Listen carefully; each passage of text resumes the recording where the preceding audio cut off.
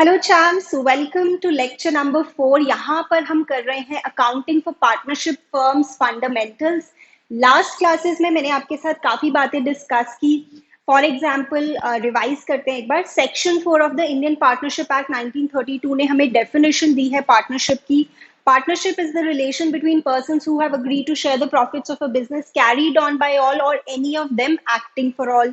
फिर हम बात कर रहे थे कि अगर पार्टनरशिप डीड नहीं है या डीड तो है बट उसमें इन बातों के बारे में अगर कुछ नहीं लिखा है तो we will follow the provisions of the Indian partnership act 1932। Then मैं आपके साथ बात कर रही थी कि चार्ज अगेंस्ट प्रॉफिट का क्या मतलब होता है, एप्रोप्रिएशन ऑफ प्रॉफिट का क्या मतलब होता है।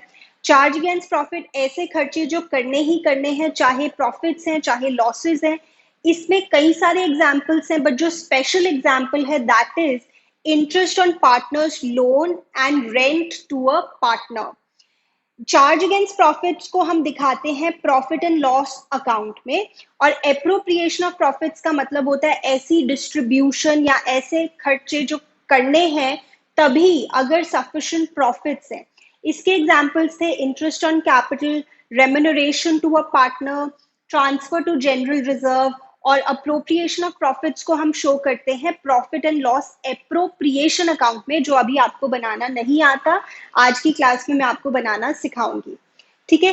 तो देखो होता क्या है, जैसे आप 11th क्लास से सीखते हुए आ रहे हो financial statements of a sole proprietor, तो उसमें आप बनाना सीखते हो जैसे ट्रेडिंग अकाउंट, और फिर उसी की कॉन्टिन्यूएशन में आप बनाते हो profit and loss account, right.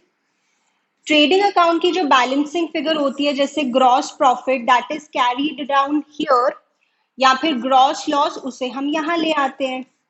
PNL account की जो बैलेंसिंग फिगर होती है दैट इज नेट प्रॉफिट और net loss. Then PNL account के बाद बनाया जाता है profit and loss appropriation account for the distribution of profit. यानी आप कह सकते हो कि profit and loss appropriation account is an extension of the profit and loss account, ठीक है।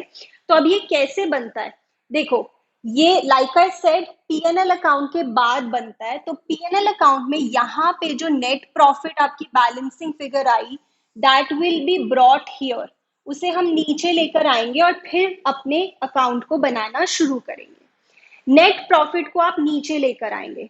देखो आपको पता है अकाउंट्स में अगर हम अकाउंट टू अकाउंट ट्रांसफर कर रहे हैं तो यहाँ पे मैं उस अकाउंट का नाम लिखूंगी जहां से ये वैल्यू आ रही है। यानी टेक्निकली मुझे यहाँ पे लिखना चाहिए profit and loss account because this value is coming from that account. And what does this represent? This represents net profit. This represents net profit, ठीक है। अच्छा, अब आपके मन में क्वेश्चन आएगा कि ma'am what about net loss? अगर नेट लॉस होगा तो फिर? तो देखो लॉस की बातें मैं आने वाली क्लासेस में आपके साथ करूंगी, अभी आप सिर्फ और सिर्फ प्रॉफिट पे ही फोकस करेंगे। Then profit and loss appropriation account की जो नेचर है उसे आप नॉमिनल नेचर मान के चले, जैसे debit all expenses and losses, credit all incomes and gains, ठीक है। तो प्रॉफिट को देखो हमने क्रेडिट साइड पे नीचे उतार दिया। ओके, अब आगे की बात करते हैं। जैसे मैंने आपको बताया था इंटरेस्ट ऑन ड्रॉइंग्स का क्या मतलब होता है, एक बार क्विकली रिवाइज कर देते हैं। तो जैसे एक पार्टनर फर्म से कुछ पैसे निकाल के अपने घर ले जाता है फॉर पर्सनल यूज, तो इसे हम कहते हैं ड्रॉइंग्स।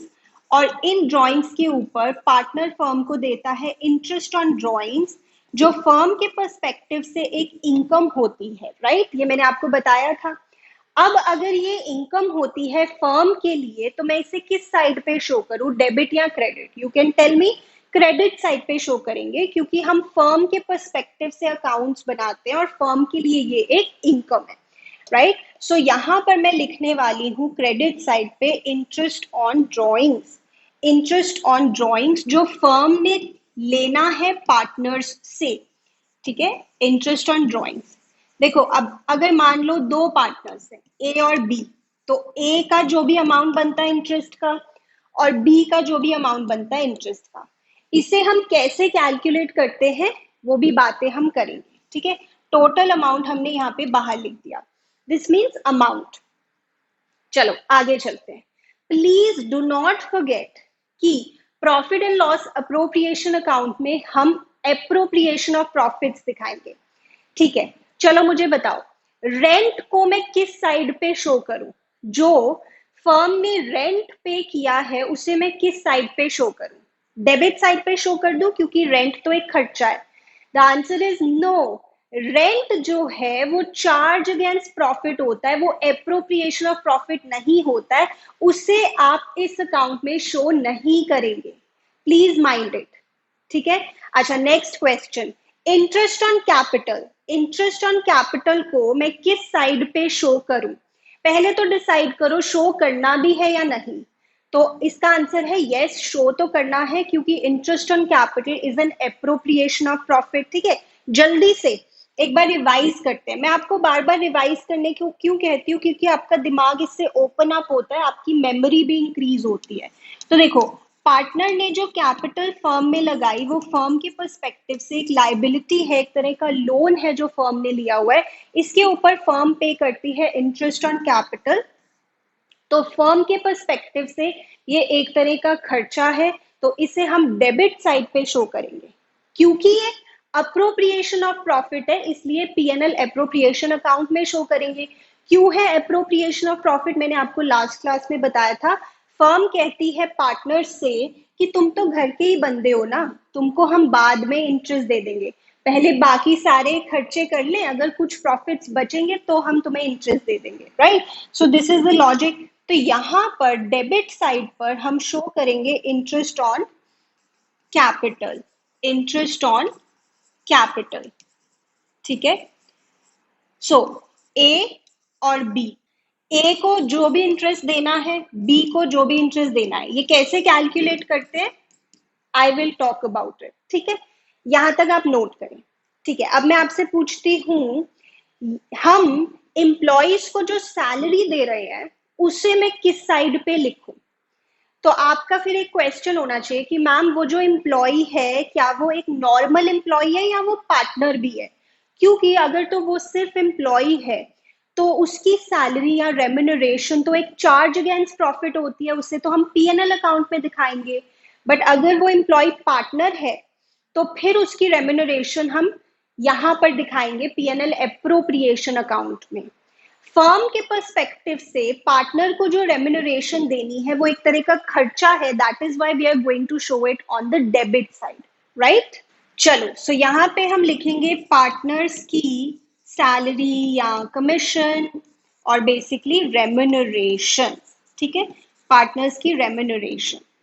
अब ए और बी जिसकी भी सैलरी है, हो सकता है एक ही पार्टनर एम्प्लॉय की तरह काम करता हो तो एक ही पार्टनर को सैलरी मिलेगी, या हो सकता है दोनों ही एम्प्लॉय की तरह काम करते हो, depends on the question.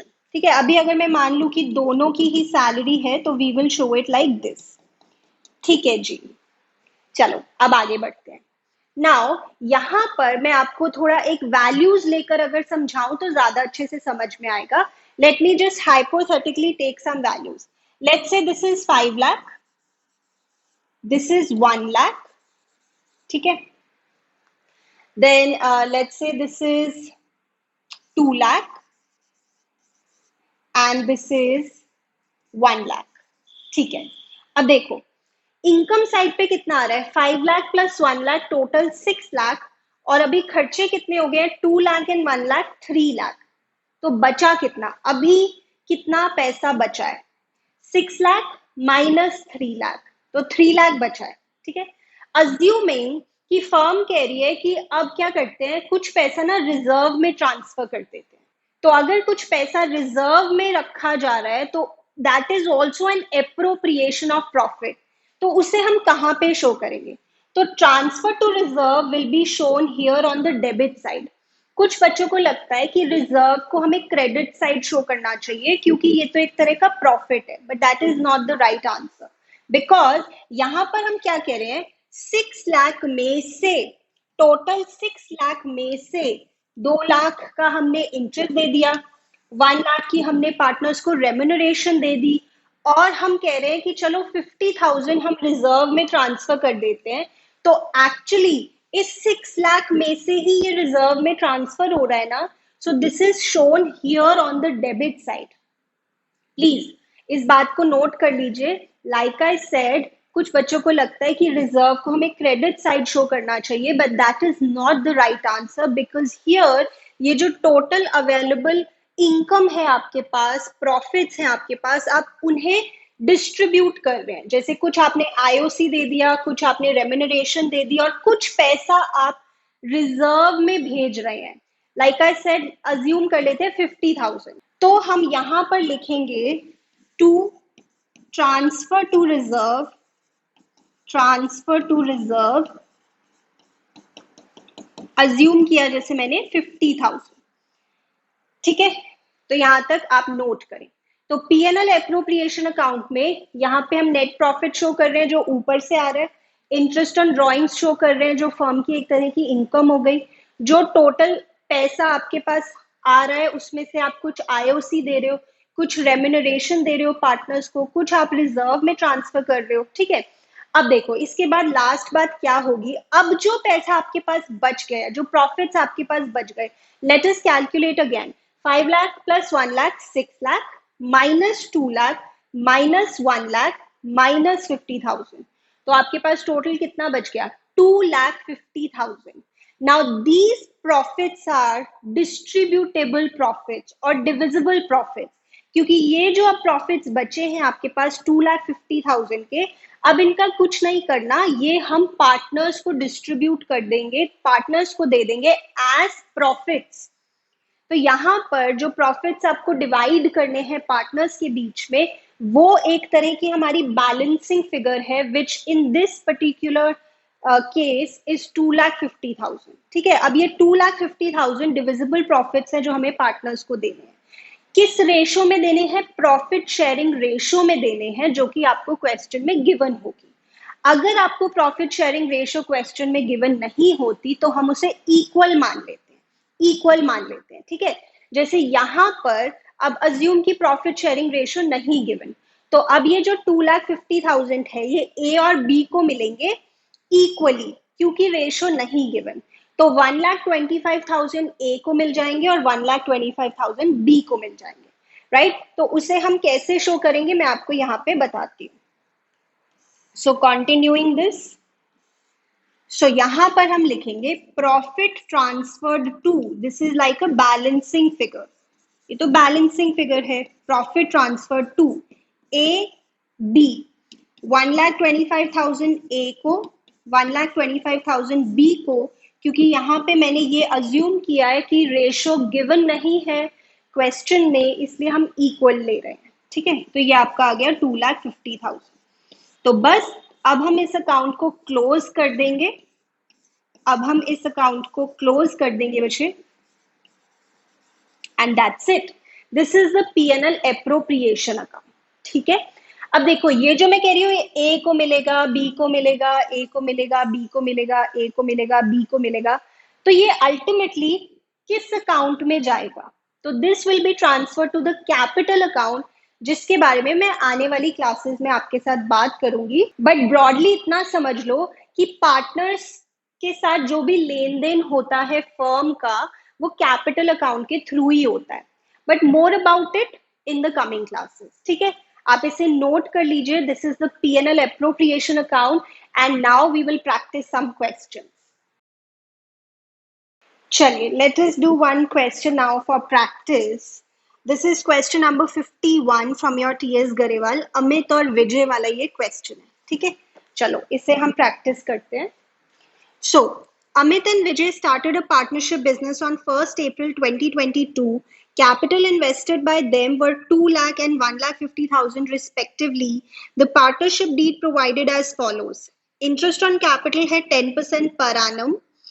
Amit जो कि पार्टनर है उसे सैलरी मिलेगी 2,000 पर मंथ। ओके, देखो ये भी आपको पता होना चाहिए, I think you know this already, but I just tell you कि पीएनएल एप्रोप्रिएशन अकाउंट एक साल का बनाया जाता है फॉर अ पर्टिकुलर ईयर, जैसे पीएनएल अकाउंट होता है, राइट?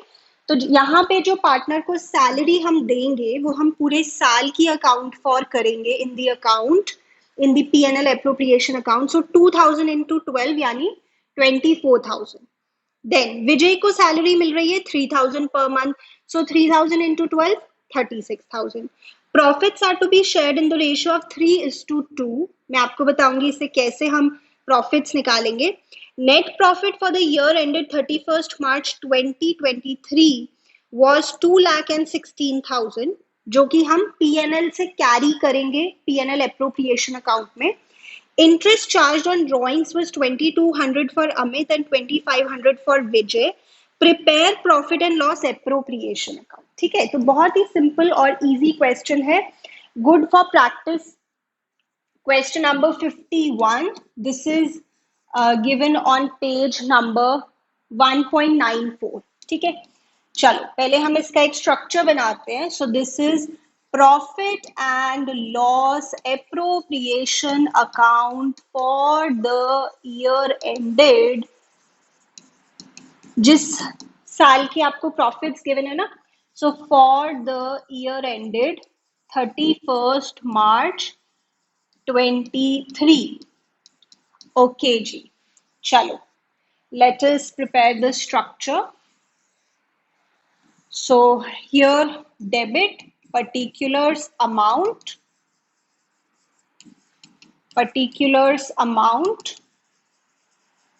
और यहां पर क्रेडिट। ऊपर से क्या उतर के आ रहे हैं? प्रॉफिट्स। कौन से अकाउंट से आ रहे हैं? पीएनएल अकाउंट से। तो here we are going to write by profit and loss account, bracket में हम लिख देते हैं net profit. For this year it is 2,16,000। ठीक है बच्चे। नाउ इंटरेस्ट ऑन ड्रॉइंग्स, मैंने आपको कहा था फर्म के लिए एक तरह की इनकम है, तो इसे हम यहाँ पे शो करेंगे। हमें कोई कैलकुलेशन यहाँ पे नहीं करनी इंटरेस्ट ऑन ड्रॉइंग्स की, because it is straight away given in the question. So Amit और विजय दोनों की इंटरेस्ट गिवन है। अमित का इंटरेस्ट है 2,200 और विजय का इंटरेस्ट है 2,500। So this total becomes 4,700। ठीक है, चलो अब यहां पर हम दिखाएंगे इंटरेस्ट ऑन कैपिटल। अब इंटरेस्ट ऑन कैपिटल देखो, एक ही कैपिटल गिवन है, उसी पे 10% हम कैलकुलेट कर देंगे। 2 लाख का 10% 20,000 फॉर अमित, 1,50,000 का 10% 15,000 फॉर विजय। सिंपल,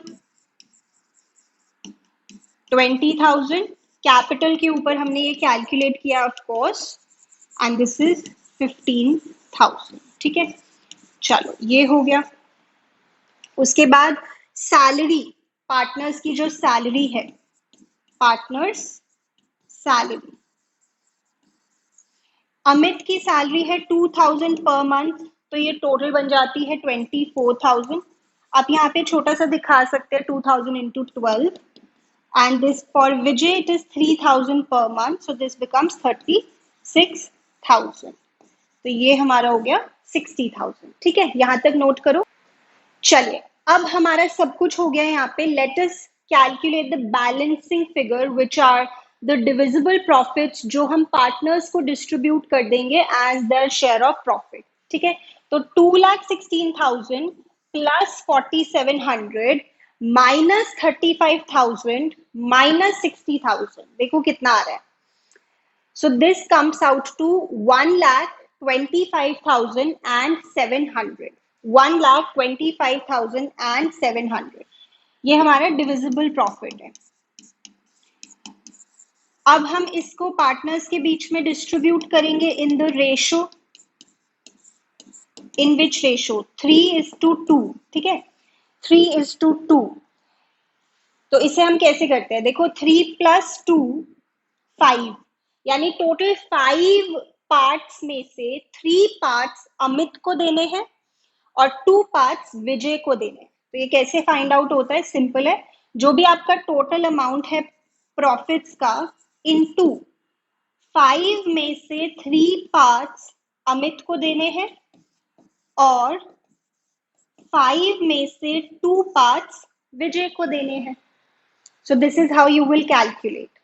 तो 3:2 की रेशो में अगर प्रॉफिट्स को डिवाइड करना है, डिस्ट्रीब्यूट करना है, तो जो प्रॉफिट्स है इंटू 3 बाय टोटल 3 + 2 5, एंड जो प्रॉफिट्स है into 2 by 5, this is for Vijay. ठीक है, तो ये कितना कितना आएगा? कैलकुलेट करो एक बार। So this should come out to 75,420. Please take your time to calculate. And this should come out to 50,280. ठीक है, चलो अब मैं इसको यहाँ पे प्लेस कर देती हूँ and we will finish this here. Profit transferred to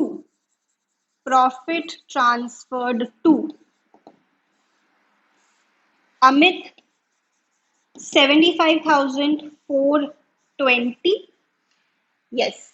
And Vijay 50,280. The total is 125,700. ठीक है, बस दैट्स इट. ये हमारा बन गया है यहाँ पे P&L एप्रोप्रिएशन अकाउंट. कंप्लीट करिए इसे. सो दिस इज द टोटल 2,20,700. ठीक है, how simple this is. Note कर लीजिए. चलिए, now let's look at the next practice question. This is question number 53 from your book. Question number 53, A, B, C were partners. एक बार नीचे पढ़ लेते हैं. What is the requirement of the question? Prepare P&L appropriation account and pass necessary journal entry for the appropriation of profits. Now I will teach you the journal entry, but वो पूरी तरह से आपको समझ में नहीं आएगी because इसमें कुछ involvement है current account की, which I have not told you कि क्या होता है. तो आने वाली classes में it will be more clear to you. So let us read the question. A, B, C were partners in a firm having profits of 50,000, 50,000 and 1 lakh respectively. Their current account balances were A का है. अच्छा, अब ये current account balances क्या होते हैं? You do not know. ठीक है, बट इस क्वेश्चन में इसका कोई ज्यादा यूज नहीं है, इसलिए मैं प्रैक्टिस के लिए अभी करवा रही हूँ. बट करंट अकाउंट एग्जैक्टली क्या होता है अभी मैंने आपको नहीं बताया. ठीक है, I will tell you for sure. A का करंट अकाउंट बैलेंस है 10,000, बी का है 5,000, सी का है 2,000 और डेबिट लिखा है ब्रैकेट में. According to the partnership deed, the partners were entitled to an interest on capital at the rate of 10% per annum.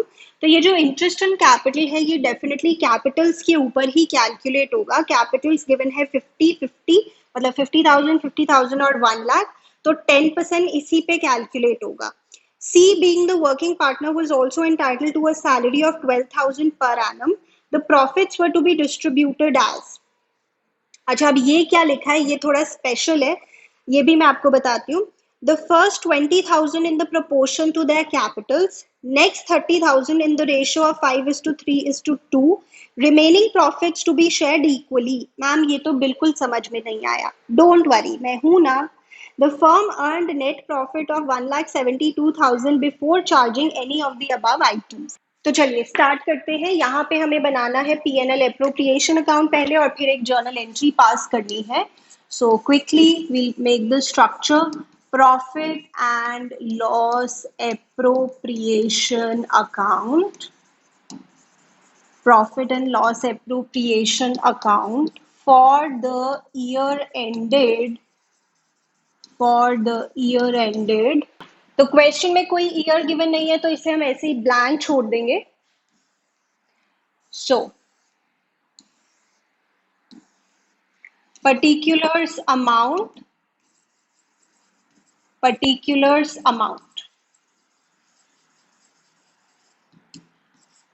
Okay जी. चलिए, तो प्रॉफिट हम यहाँ पे नीचे लेकर आएंगे from profit and loss account. Profit and loss account से हम प्रॉफिट लेकर आ रहे हैं. ब्रैकेट में we can write net profit. This is 1,72,000, right. 1,72,000. ठीक है, अब यहाँ पे जो एप्रोप्रिएशन है इन दिस क्वेश्चन क्या क्या गिवन है. देखो, इंटरेस्ट ऑन ड्रॉइंग्स गिवन नहीं है तो ठीक है, अब गिवन नहीं है तो अपने आप से कुछ नहीं करेंगे उसका.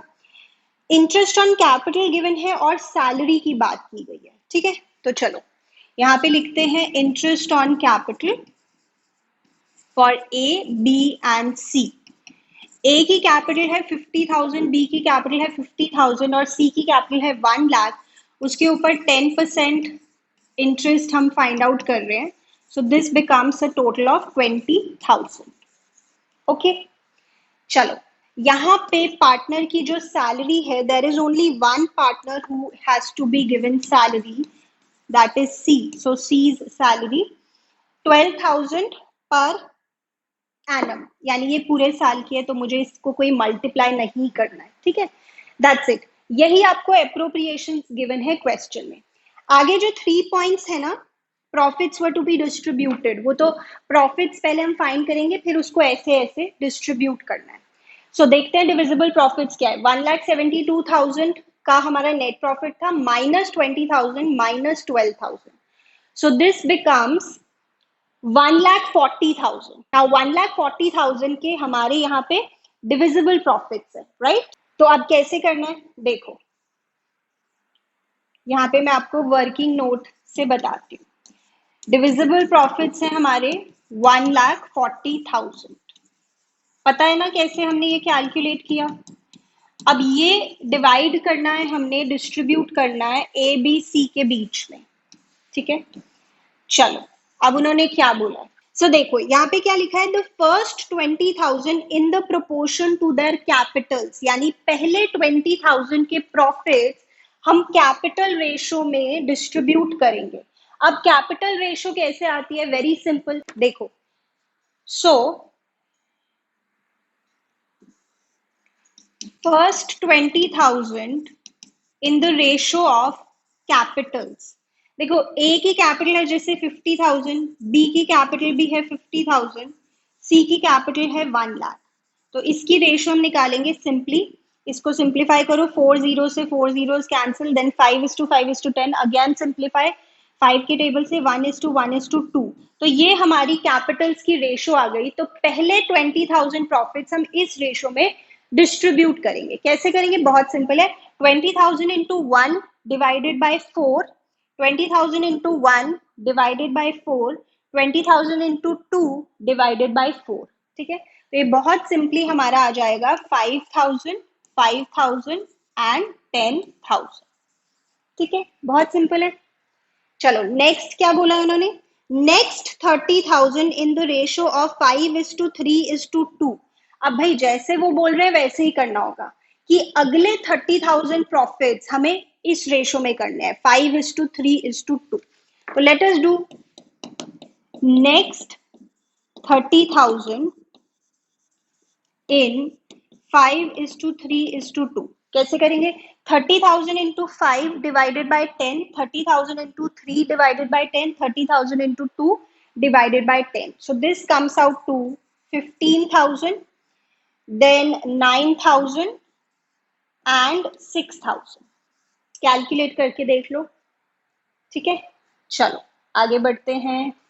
फिर क्या बोला उन्होंने, remaining profits to be shared equally. Remaining profits, तो देखो 1,40,000 के डिविजिबल प्रॉफिट्स है, उसमें से 20,000 की बातें हो गई, 30,000 की बातें हो गई, तो कितने प्रॉफिट्स की बातें अभी रह गई हैं बाकी? 90,000. तो ये जो रिमेनिंग 90,000 के प्रॉफिट्स है, इसे हम इक्वली डिस्ट्रीब्यूट करेंगे बिकॉज क्वेश्चन में लिखा.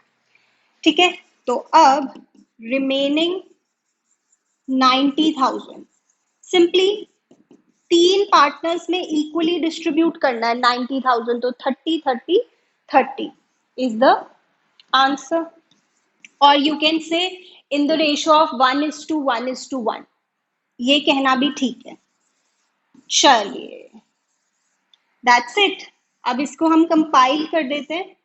तो इस पार्टनर के प्रॉफिट्स बन गए हमारे 20 and 30, 50,000. Then for this partner it is 39 plus 5, 44 and here 46. ये हमारे फाइनल प्रॉफिट्स आ गए जो पार्टनर्स को मिलेंगे. ठीक है, now let's go back to our P&L appropriation account and write this here.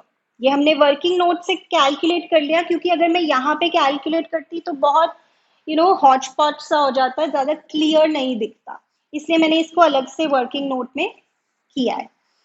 चलो यहाँ पे लिखते हैं profit transferred to, profit transferred to A B C. A का कितना आया था 50, बी का कितना आया था 44 और सी का कितना आया था 46।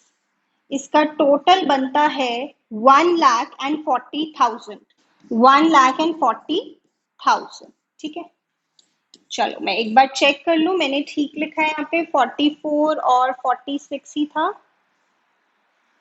Yes, that is right. All right, very simple. इसको बस अब हम क्लोज कर रहे हैं। टोटल है 1,72,000, 1,72,000। ठीक है, so this is how we have prepared the P&L appropriation account here. You also make it. अब लास्ट चीज जो है, जो आई टोल्ड यू कि पूरी तरह से तो आपको क्लियर नहीं होगी क्योंकि करंट अकाउंट का यहाँ पे इन्वॉल्वमेंट है। अभी मैंने आपको करंट अकाउंट के बारे में कुछ भी नहीं बताया है, बट स्टिल मैं आपको बताती हूँ कि यहाँ पे जर्नल एंट्री कैसे पास करनी है। क्वेश्चन में लिखा है कि आप जर्नल एंट्री पास करें, एक एंट्री या कई सारी एंट्री? एक entry, journal entry for the appropriation of profits, यानी कि सिर्फ इस पार्ट की जर्नल एंट्री वो चाहते हैं कि हम पास करें, सिर्फ इस पार्ट की। तो कैसे होगा, देखो बहुत ही सिंपल है। आपको जर्नल से लेजर बनाना आता है, लेजर से जर्नल बनाना भी बहुत ही सिंपल होता है।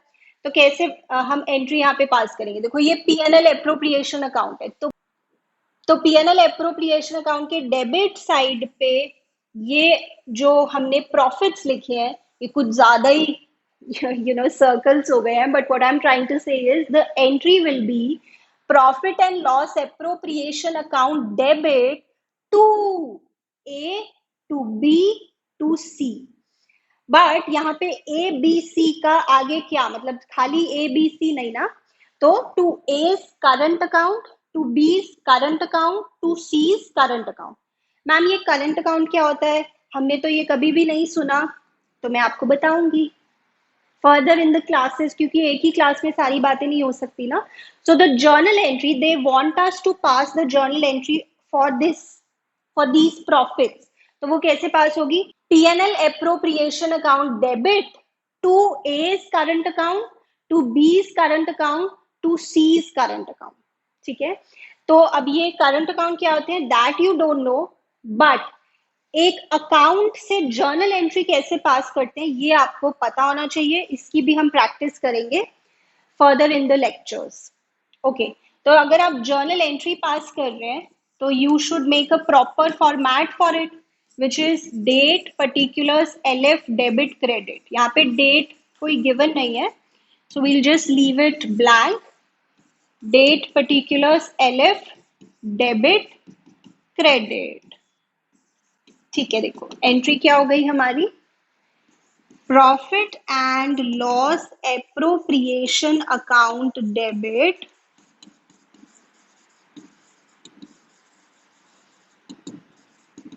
टोटल प्रॉफिट्स जो हमने डिस्ट्रीब्यूट किए हैं दैट इज 1,40,000।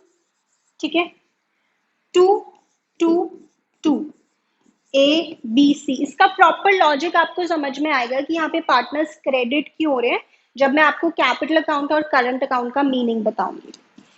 सो यहाँ पे करंट अकाउंट से हमें एंट्री पास करनी है। क्यों करनी है, please wait for that a little.